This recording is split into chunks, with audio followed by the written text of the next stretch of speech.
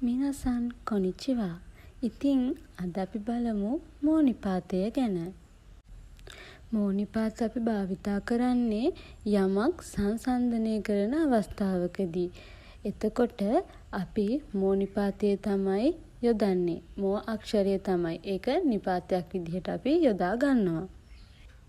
ඉතින් අපි බලමු උදාහරණ. වතශිවා සෙන්සෙයි දෙස්.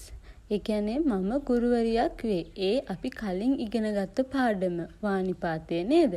ඊට පස්සේ තියෙනවා තොමොදචි මෝ සෙන්සෙයි දෙස්. ඒ කියන්නේ යාළුවත් ගුරුවරියක් වේ කියන එක.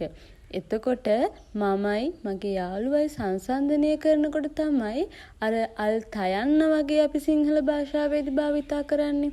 අන්න ඒ අවස්ථාවේදී තමයි අපි මෝනිපාතය යොදාගන්නේ. මං හිතන ඔයාලට ගොඩක් උදාහරණ අවශ්‍ය නැති වෙයි කියලා. ඉතින් අපි මේ සරල නිපාත ඉතා පහසුවෙන් කිසිම කම්මැලිකමක් නැතිව ඉගෙන ගන්න උත්සාහ කරමු. ඉතින් මං අදට ගිහින් එන්නම්. ආයෙත් දවසක අලුත් පාඩමකින් අපි හම්බෙමු. ඔයාලා හොඳට මේ පාඩම රෙන්ෂූ කරන්න. ජපන් භාෂාව ගොඩක් ලේසි භාෂාවක්. අපි හරියට ඒක ඉගෙන ගනිමු. ඉතින් සබ්ස්ක්‍රයිබ් කරලා තියාගන්න. එහෙනම් මං අදට ගිහින් එන්නම්. ජා මතනේ.